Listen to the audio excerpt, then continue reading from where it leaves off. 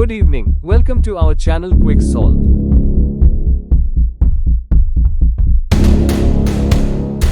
नमस्कार।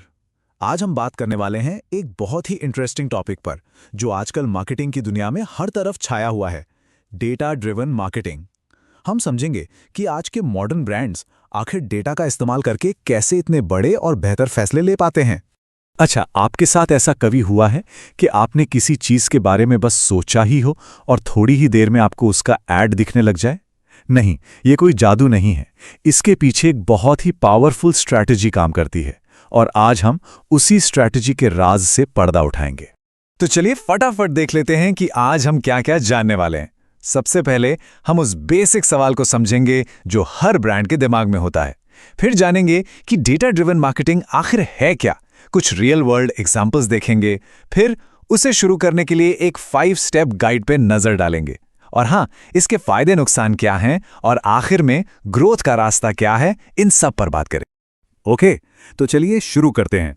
देखिए, हर ब्रांड ना एक ही बेसिक सवाल से जूझता है कि हमारे कस्टमर्स आखिर हैं कौन और उन्हें असल में चाहिए क्या। बस इसी एक सवाल का जवाब है डेटा ड्रिवन मार्केटिंग। तो सवाल ये है कि आखिर ये है क्या? असल में ये मार्केटिंग करने के तरीके में एक बहुत बड़ा शिफ्ट है। पहले क्या होता था?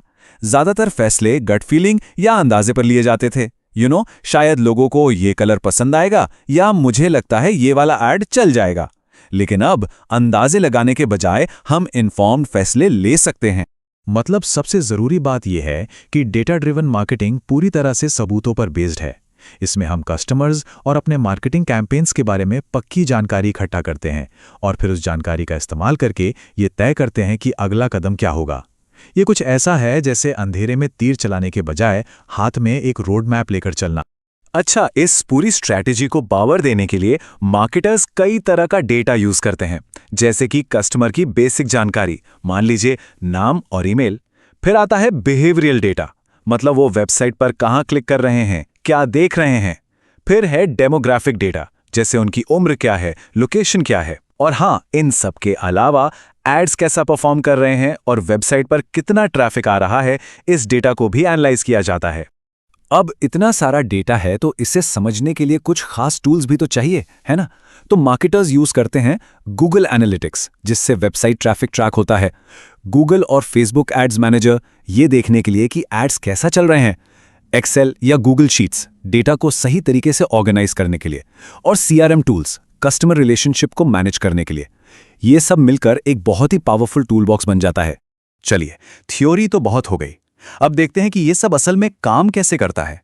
क्योंकि जब हम चीजों को एक्शन में देखते हैं ना, तभी उनकी असली पावर समझ में आती है। तो यहां मैं आपको 3 अलग-अलग रियल वर्ल्ड एग्जांपल्स दूंगा। तो हमारा पहला एग्जाम्पल है एक ई-कॉमर्स ब्रांड का जो अपनी सेल्स बढ़ाना चाहता था। उनकी सबसे बड़ी प्रॉब्लम ये थी कि लोग वेबसाइट पर आते तो थे, पर खरीदारी पूरी किए बिना ही चले जाते थे। वो जानना चाहते थे कि ऐसा क्यों हो रहा है। जब उन्होंने अपनी वेबसाइट के एनालिटिक्स को खंगाला तो पता चला कि उनका चेकआउट प्रोसेस, मतलब पेमेंट करने का तरीका, बहुत लंबा और कंफ्यूजिंग था। बस उन्होंने उस प्रोसेस को आसान बनाया और नतीजा बिल्कुल सीधा और जबरदस्त था। उनका कन्वर्जन रेट बढ़ गया और एवरेज ऑर्डर वैल्यू भी। ये डेटा के डायरेक्ट इंपैक्ट का एक क्लासिक एग्जाम्पल है। ओके, दूसरा एग्जाम्पल लेते हैं सोशल मीडिया का। एक ब्रांड था जो फेसबुक और इंस्टाग्राम पर एड्स चला रहा था, लेकिन उन्हें यह समझ नहीं आ रहा था कि कौन सा एड सबसे अच्छा परफॉर्म कर रहा है। तो उन्होंने क्या किया? उन्होंने एक सिंपल सा A/B टेस्ट किया, मतलब 2 अलग-अलग एड्स बनाए, एक क्रिएटिव A और एक क्रिएटिव B, और दोनों को एक ही तरह की ऑडियंस को दिखाया।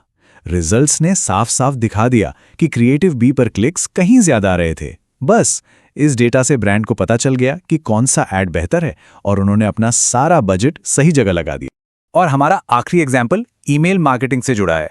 सोचिए, एक कंपनी है जो रेगुलर न्यूज़लेटर भेजती थी, लेकिन उन्हें खोलता कोई नहीं था, मतलब बहुत ही कम लोग। वो परेशान थे कि आखिर ऐसा क्यों हो रहा है। तो उन्होंने अपने ईमेल के डेटा को एनालाइज किया और एक बड़ी इंटरेस्टिंग चीज पता चली। जिन ईमेल्स की सब्जेक्ट लाइन छोटी होती थी और एक सवाल पूछती थी, उन्हें लोग ज्यादा खोलते थे। क्यों? क्योंकि सवाल क्यूरियोसिटी जगाते हैं, है ना? बस उन्होंने अपनी स्ट्रैटेजी बदली और उनके ईमेल ओपन रेट में जबरदस्त उछाल आया। एक छोटा सा बदलाव जो पूरी तरह डेटा पर बेस था, उसने कितने बड़े रिजल्ट्स दिए। तो अब आप सोच रहे होंगे कि अगर किसी को डेटा ड्रिवन मार्केटिंग की शुरुआत करनी है तो कैसे करे। सुनने में ये थोड़ा मुश्किल लग सकता है, लेकिन इसे हम बहुत सिंपल स्टेप्स में तोड़ सकते हैं। चलिए देखते हैं ये 5 स्टेप गाइड। तो प्रोसेस शुरू होता है डेटा कलेक्ट करने से, जैसे वेबसाइट पर कितने लोग आए या सोशल मीडिया पर कितना एंगेजमेंट मिला। स्टेप 2, जो सबसे जरूरी मैट्रिक्स हैं उन्हें समझना। फिर उस डेटा में पैटर्न ढूंढना। जब आपको कोई पैटर्न या इनसाइट मिलती है तो उसके आधार पर एक्शन लेना, जैसे कोई ऐड बदल दिया या वेबसाइट में सुधार कर दिया। और आखिर में सबसे जरूरी, रिजल्ट्स को मापना, ताकि पता चले कि जो किया वो काम आया भी या नहीं। ये एक साइकिल है जो लगातार चलता रहता है। अच्छा, अब हम ये तो समझ गए हैं कि ये काम कैसे करता है, लेकिन इसके फायदों के साथ साथ कुछ ऐसी आम गलतियों के बारे में भी बात करना जरूरी है जिनसे हमें बचना चाहिए। देखो, कोई भी स्ट्रैटेजी परफेक्ट नहीं होती, पर अगर हम पहले से ही सावधान रहें तो सक्सेस के चांसेस बढ़ जाते हैं। तो फायदे तो बिल्कुल साफ है। आपको मिलता है बेहतर आरओआई, मतलब रिटर्न ऑन इन्वेस्टमेंट, क्योंकि आपका पैसा सही जगह लग रहा है। आप स्मार्ट फैसले लेते हैं, एड्स पर फालतू पैसा बर्बाद नहीं होता। और सबसे बड़ी बात, कस्टमर को एक बेहतर एक्सपीरियंस मिलता है, क्योंकि ब्रांड को पता है कि उन्हें क्या चाहिए। लेकिन कुछ कॉमन गलतियां भी हैं, जैसे बिना किसी मकसद के बस डेटा इकट्ठा करते जाना, या फिर डेटा से जो जरूरी बातें पता चली उन्हें नजरअंदाज कर देना। और हाँ, टूल्स पर आंख बंद करके भरोसा कर लेना, बिना ये समझे कि वो काम कैसे करते हैं। तो चलिए अब इन सारी बातों को समेटते हैं और देखते हैं कि हमारा फाइनल टेक अवे क्या है। तो देखिए, याद रखने वाली बात यह है कि डेटा ड्रिवन मार्केटिंग सिर्फ नंबर्स का खेल नहीं है। ये आपके अंदाजों को, आपकी गट फीलिंग को एक ठोस स्ट्रैटेजी में बदलने का तरीका है। इससे ब्रांड्स स्मार्ट तरीके से ग्रो करते हैं और सबसे जरूरी बात, अपने कस्टमर्स के साथ एक गहरा, एक मीनिंगफुल कनेक्शन बनाते हैं। तो जाते जाते आपके लिए एक सवाल छोड़ जाता हूं। अगर आज से ही शुरुआत करनी हो तो वो पहला कौन सा डेटा पॉइंट होगा जिसे कोई भी बिजनेस ट्रैक करना शुरू कर सकता है? ये कुछ भी हो सकता है, वेबसाइट पर आने वाले विजिटर्स, सोशल मीडिया पर मिलने वाले लाइक्स या फिर ईमेल ओपन रेट्स। याद रखिए, हर बड़ा सफर एक छोटे कदम से ही शुरू होता है।